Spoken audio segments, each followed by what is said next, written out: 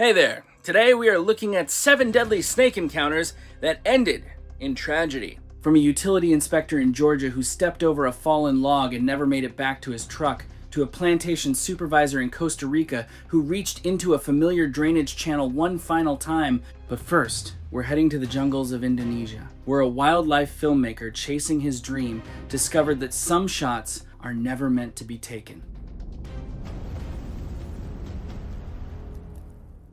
July 22nd, 2019. Deep inside a remote palm oil plantation in rural Indonesia, 46-year-old Martin Bradley from the United Kingdom arrived with a small film crew, convinced this shoot could finally launch his career. Before the day was over, the plantation would become known for something else entirely. Martin had spent years working as a freelance videographer and local event host, before deciding to build his own wildlife series centered on dangerous reptiles. He had been fascinated by snakes since childhood, and he believed close, respectful encounters filmed the right way would make his program stand out from anything already on television. He funded the entire production himself, hiring a local guide and a cameraman and flying across the world to capture footage nobody else had. For several days, filming had gone well. Martin recorded smaller snakes and interviewed local residents about living beside wildlife most tourists never saw. None of that footage had been edited yet. It all sat on memory cards, waiting for one story strong enough to tie the whole episode together. That story arrived late one afternoon when villagers reported seeing a very large python slide into thick vegetation beside a drainage canal at the edge of the plantation. What I noticed most is how dangerous urgency can become when it feels justified. The fading daylight made this seem like a chance that wouldn't come again, and that pressure can convince people to accept risks they would normally stop and think about. Martin believed this was his best chance to film a truly wild reticulated python before the light disappeared completely. He told his cameraman and guide to stay several yards behind so no people would appear in the frame. Carrying only a handheld camera, he pushed through the tall grass toward the canal alone, moving slowly and quietly, the way he always did when getting close to wildlife. The reticulated python is one of the largest snake species on Earth, and adult individuals can grow past 20 feet long. They hunt using patience rather than speed, staying completely motionless for hours while waiting for something to walk within striking range. Instead of relying only on eyesight, they constantly flick their forked tongue through the air, reading scent trails left by anything warm-blooded moving nearby. Hidden beneath dense brush along the canal, the python had likely been waiting there for wild pigs or other animals that regularly passed along that same worn trail. When Martin stepped within its striking range, the snake launched forward without any warning. It bit into his shoulder and, without releasing its grip, wrapped its powerful coils around his body, pulling him off the trail and into the thick vegetation beside the canal. His crew heard him shout once. They sprinted toward the sound as fast as they could move through the brush. But by the time they reached the canal bank, all they found was flattened grass and his camera lying abandoned in the dirt. The undergrowth was far too thick to tell which direction the snake had dragged him, and an immediate search that evening turned up nothing before darkness made continuing too dangerous. The search resumed at first light the next morning. A few yards from the plantation trail, searchers found an unusually swollen python resting quietly in the grass. The animal was killed on the spot, and Martin's body was recovered from inside it shortly after. Investigators believe the python had simply been hunting along its usual path when Martin unknowingly walked into its range. This case reminds me that wildlife rarely offers the kind of warning people hope for after something goes wrong. Once Martin entered the snake's range, there was no opportunity to rethink the decision or simply step back out again. The documentary was never finished or released to the public. The footage recovered from his camera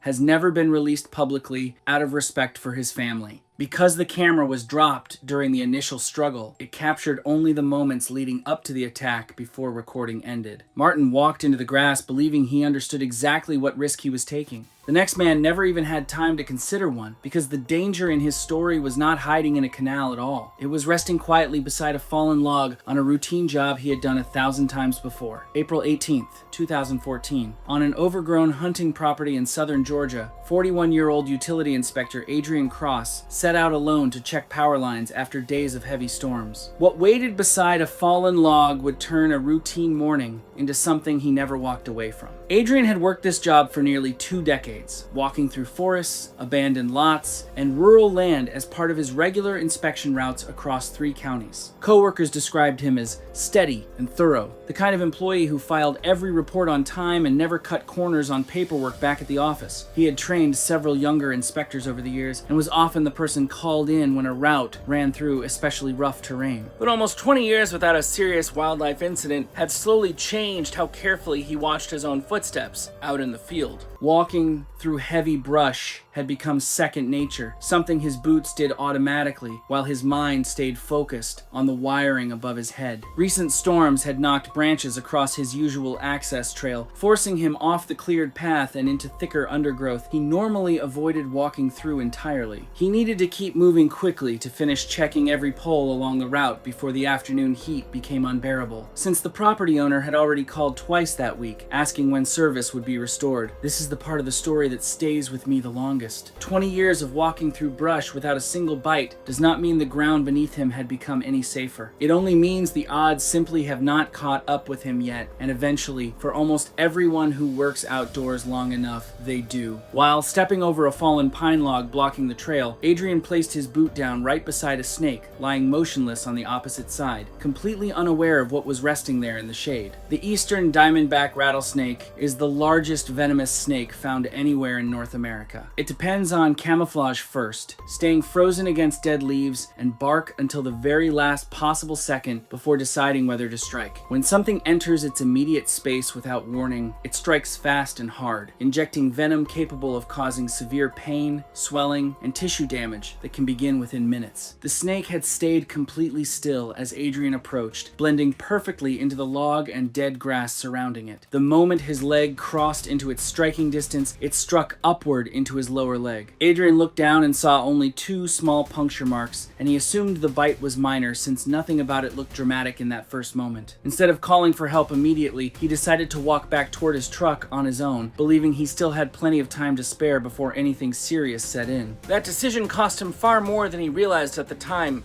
Walking increased his heart rate, and more importantly, the movement of his leg helped circulate the venom through his lymphatic system faster than if he had remained still and waited for rescue. By the time he reached his vehicle and radioed for help, his leg had already swollen dramatically, and he was becoming weak, pale, and lightheaded. Emergency responders reached the remote property as quickly as they could, but severe swelling and signs of systemic envenomation had already developed. He was rushed to a regional trauma center, where doctors administered antivenom as quickly as possible. Although the treatment slowed the progression of the venom's effects, the extensive damage that had already occurred proved difficult to reverse. Overnight, his organs began to fail, and Adrian Cross died early the following morning. Investigators later said the fatal outcome had less to do with an unusually aggressive snake and more to do with distance from help and how long he waited before treating the bite seriously. What stays with me about Adrian's case is how ordinary the mistake feels from the outside looking in. Nobody plans to underestimate a snake bite. It happens quietly, one calm decision at a time, until the choice to walk instead of wait becomes the one that ends everything for good. In this case, Adrian never saw the snake before it struck him, but the next story leaves the wild behind completely and moves into a private backyard in Florida where a snake raised from birth and considered nearly tame reminded its owner that captivity changes very little about what an animal is built to do. July 25th, 2019. Behind a private home in Palm Beach County, Florida,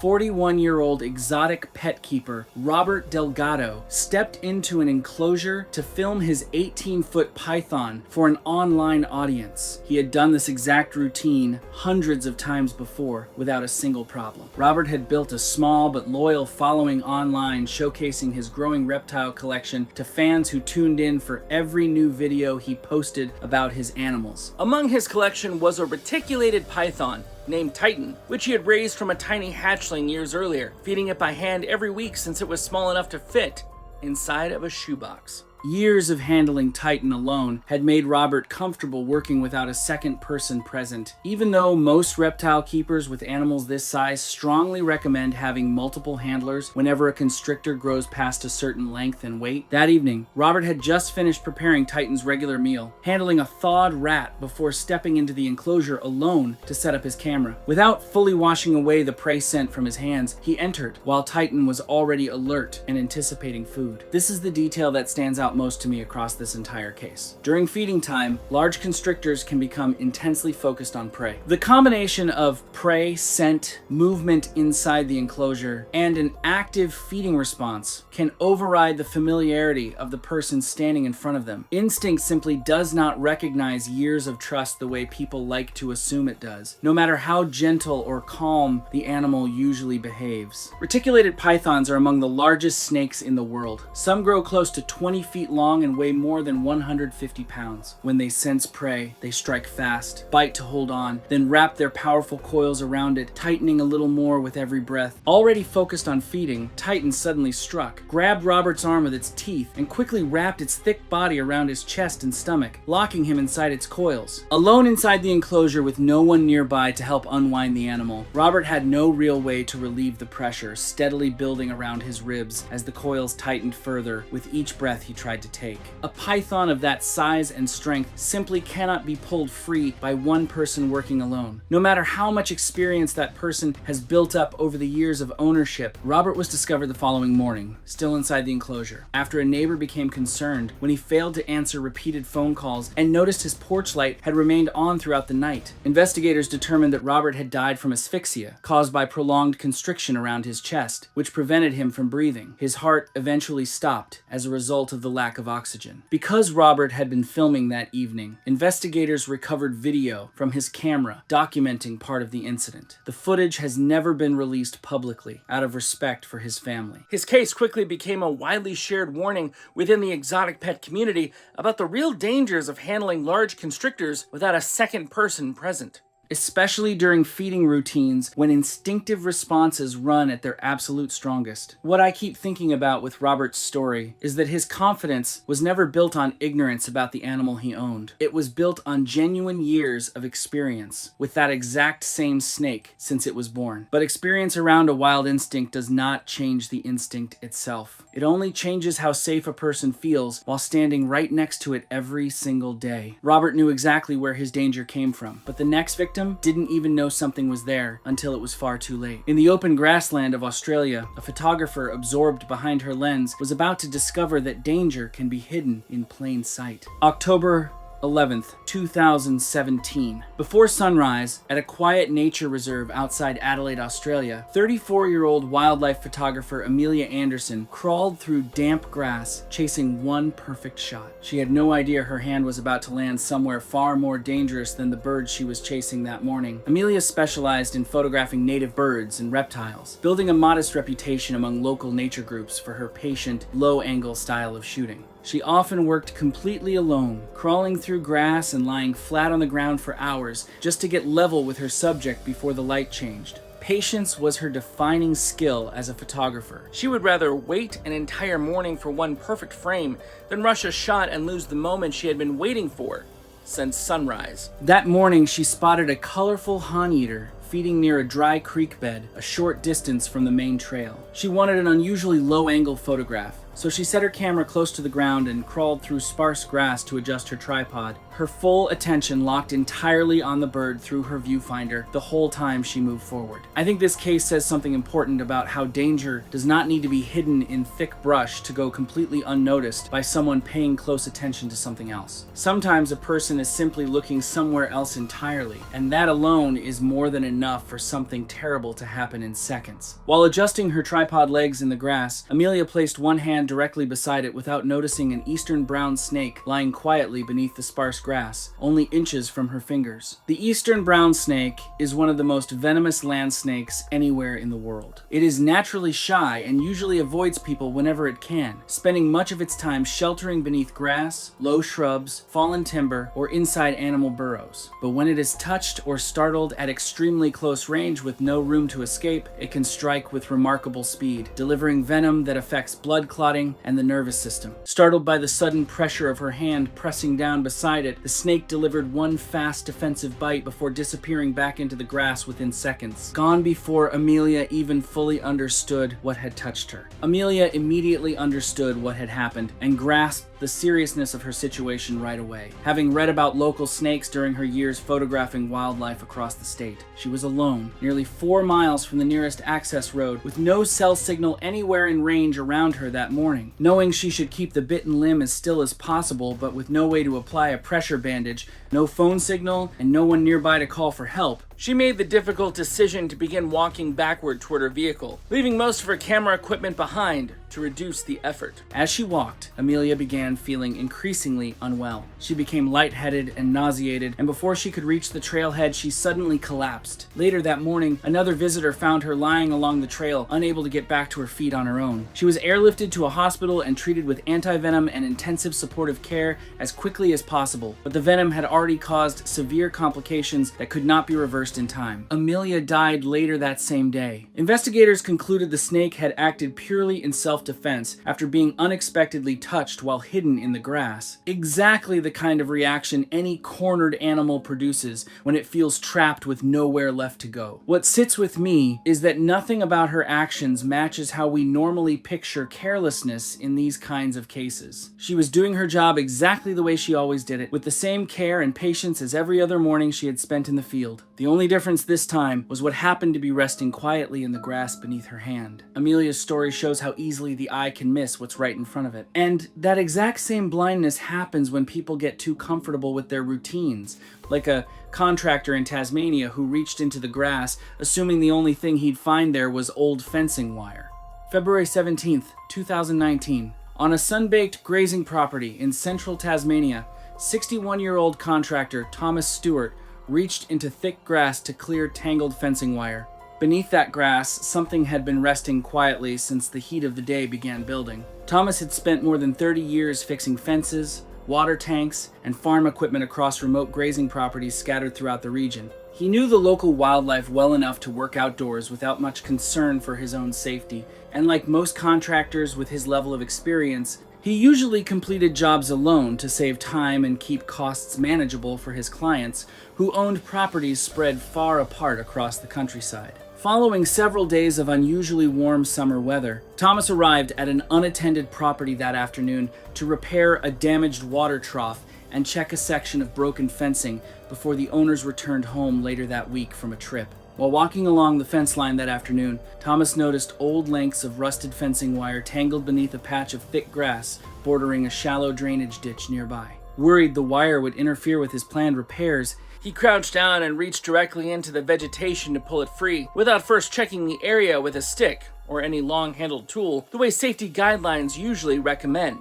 I keep coming back to how small this decision looks written down on paper. Grabbing a piece of old wire is not reckless by any normal standard anyone would apply, yet it was the exact motion that put his hand exactly where it never should have gone that afternoon. Hidden beneath the grass inside that shaded ditch was a large tiger snake, using the cool ground as shelter from the afternoon heat, pressing down outside on the open pasture. The tiger snake is one of the most dangerous snake species found anywhere in Australia, known for a fast, defensive strike whenever it feels cornered with no room left to escape. Its venom contains powerful neurotoxins and muscle-damaging toxins that can lead to progressive paralysis, severe muscle injury, and life-threatening complications if treatment is delayed. Tiger snakes generally prefer avoiding people entirely, but inside tight, shaded spaces like ditches and thick grass, a sudden disturbance can trigger an immediate and forceful strike with almost no hesitation.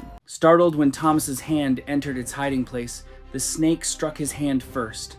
As he instinctively pulled back in reaction, it delivered a second bite to his lower leg before vanishing back into the surrounding grass within seconds. Believing he could reach his truck faster than waiting where he stood, Thomas began walking back toward it while radioing another contractor working nearby on a separate property that same afternoon. His condition worsened rapidly during that short walk back toward the vehicle. By the time the other contractor arrived at the property, Thomas had already collapsed beside the fence line, unable to continue moving any further on his own strength. Emergency services airlifted him to a hospital in Hobart, where he received anti-venom and intensive care immediately upon arrival at the trauma unit. Despite treatment, the venom had already caused severe systemic envenomation. Over the following 2 days, worsening paralysis and complications from extensive muscle damage continued despite intensive care. As respiratory failure developed, doctors were ultimately unable to save him. Thomas Stewart died 2 days after the bite occurred. Investigators concluded the snake had simply been sheltering from the heat and struck only after its hiding place was disturbed without any warning, a completely normal defensive reaction for an animal left with nowhere further to retreat. What I keep thinking about with Thomas's case is how one missing step, simply checking with a stick before reaching in with his bare hand, could have changed everything about how that entire afternoon ended for him and his family. Thomas never saw the snake before his hand was already inside its space, believing the only thing hiding in the grass was an old piece of wire. But the next victim descended into a darkness where the creature hiding there had been waiting for years. June 18th, 2021. Beneath an abandoned log cabin in rural Pennsylvania, 34-year-old real estate agent Chloe Johnson climbed into a forgotten crawl space with only a flashlight. Whatever had been living down there for years was about to make itself known to her. Chloe specialized in listing rural and foreclosed mountain properties, and she was known among colleagues for taking a hands-on approach to preparing homes herself rather than waiting on outside cleaning crews to finish the work. With no electricity and years of complete neglect, the cabin had slowly become a shelter for whatever wildlife wandered in from the surrounding woods over time. She figured the basement and crawl space beneath it would only need a quick clearing of old debris and a check for water damage before photographs could be taken for the listing. After forcing open a weathered basement hatch that had clearly not been touched in years, Chloe climbed down with nothing but a flashlight to guide her through the darkness. The space was cluttered with decades-old belongings, including a stained mattress leaning against one wall and loose insulation hanging down from exposed floor joists above her head. She began dragging items aside piece by piece to reach the narrow crawl space further back in the darkness, where the worst of the water damage was likely hiding. This is the part of the story that always gets to me the most. A basement that has been sealed up and forgotten for 3 straight years is not empty just because nobody has stepped inside it. It becomes exactly the kind of place something else eventually decides to move into instead, quietly, without anyone noticing, for years. While pulling insulation away from the joists above her, Chloe disturbed something resting quietly in the cool, undisturbed space beneath the cabin's foundation. The timber rattlesnake is a large, heavy-bodied snake found across much of the eastern United States. During the hot summer months, it often hides in cool, dark places like basements, crawl spaces, and old foundations. It usually warns people by shaking its rattle before striking, but in a small, tight space, with no way to escape, it may skip that warning and strike quickly to defend itself. With nowhere left to escape inside the cramped crawl space, the snake struck Chloe's lower leg once before disappearing deeper beneath the foundation, out of sight almost instantly after delivering the bite. The cramped conditions made it difficult for her to move quickly back toward the exit, and by the time she climbed out through the hatch and reached the surface again, the venom had already begun causing serious swelling, sharp pain, and growing dizziness throughout her body. Alone at the isolated property, Chloe tried calling for help several times, but the weak cell signal in that part of the woods kept dropping every call before it could fully connect to anyone. Several hours passed before a contractor arriving for scheduled repairs finally found her unconscious just outside the cabin entrance, lying near the hatch she had climbed out of. Despite being rushed to a hospital and given emergency treatment right away, the effects of the bite had already progressed too far, and Chloe died later that same day from complications caused by the venom. Investigators concluded the snake had simply been using the abandoned crawl space as long-term shelter and struck only after being unexpectedly uncovered in a space that offered it no way out at all during that moment. What stands out to me about Chloe's case is that the danger was never really about the snake choosing to attack her. It was about a forgotten building sitting empty for years, with nobody ever checking what had quietly moved in underneath it during all that time it sat vacant. Chloe's crawl space held one hidden animal in the dark, forgotten and undisturbed until she arrived. But the final victim's story shows that the same danger can hide in a place you've visited 1,000 times before. wading in the muddy water of a familiar drainage channel on a plantation he had managed for 30 years. June 27th, 2018. On a rain-soaked cacao plantation in rural Costa Rica, 52-year-old supervisor Antonio Herrera crouched beside a broken irrigation pump to clear it by hand. What he disturbed in that drainage channel had been hiding there long before he ever arrived that morning. Antonio had worked on the same cacao plantation for nearly 30 years. Starting as a young farm worker, he slowly earned more responsibility until he was in charge of the irrigation system that kept thousands of cacao trees alive. He knew every path, every canal, and every pump across the property. After heavy storms, he often fixed small problems by himself instead of waiting for a crew because every hour mattered. His co-workers joked that Antonio could tell what was wrong with a pump just by hearing it from 50 feet away. Days of heavy rain had swept across the plantation before that morning, and the storm had left the whole property in rough shape. Fallen branches and thick mud surrounded the small pump house near the eastern edge of the fields, and the drainage channel running beside it had become badly clogged with storm debris overnight. Water was backing up fast, and Antonio knew that if the pump stayed offline much longer, the flooding could damage an entire section of young cacao trees planted just 2 seasons earlier. He opened the weathered equipment shed near the pump house, grabbed a wrench from the wall, and crouched down beside the machine to begin clearing the blockage by hand.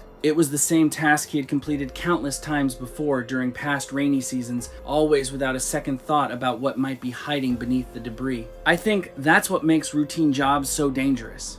After doing the same thing for years, it's easy to stop thinking about the small safety steps that once seemed important. Nobody plans to take a risk. It just starts to feel like nothing can go wrong. Reaching directly into the clogged channel without checking it first with any tool, Antonio disturbed something that had been sheltering in the cool, shaded space beneath the pump for hours already. The fertilance is one of the most dangerous snakes in Central America and is responsible for more venomous bites than almost any other snake in the region. It often hides near farms, using cool places like drainage channels to stay out of the heat. When surprised or touched, it can strike almost instantly, injecting venom that begins damaging tissue and blood vessels within minutes. The snake had been resting in that channel while hunting rodents drawn in by the equipment and the pooling water nearby. The moment Antonio's hand reached into its hiding place, the startled snake struck his lower arm with incredible speed. It bit him once, then quickly pulled back under the concrete base, disappearing into the shadows, before Antonio could fully understand what had just happened. Working alone in an isolated section of the plantation, far from the main road, Antonio radioed for help right after the bite. But recent flooding had damaged the access roads leading into that part of the property, slowing down both co-workers trying to reach him on foot and any emergency vehicle attempting to get through the mud. Within minutes, his forearm had begun to swell, turning dark and tight around the bite site. The bite caused severe tissue damage and internal bleeding that spread through his arm much faster than anyone around him anticipated, and by the time he finally reached advanced medical care nearly 2 hours later, his condition had already worsened considerably. Doctors administered antivenom soon after he was evacuated to a regional hospital, but his body continued declining steadily throughout the night despite their efforts. His blood pressure dropped, his kidneys began struggling, and the tissue damage in his arm continued spreading upward. Antonio died the following day from complications caused directly by the bite. The plantation later introduced new safety rules requiring every worker to check drainage areas and hidden gaps with long-handled tools before ever reaching in with a bare hand again. A policy that came far too late for Antonio himself. What strikes me most about Antonio's case is that experience did not fail him because he lacked knowledge about the risks around him. It failed him because 30 years without a single incident quietly convinced him his hands were safer in that channel than they actually ever were. Confidence built over decades can feel like protection, but it offers none at all once something venomous is waiting exactly where a hand is about to go. Every story in this list ends the same way in the end. A person believed they fully understood the ground beneath them, the water around them, or the animal beside them, right up until the moment that understanding stopped being enough to save them.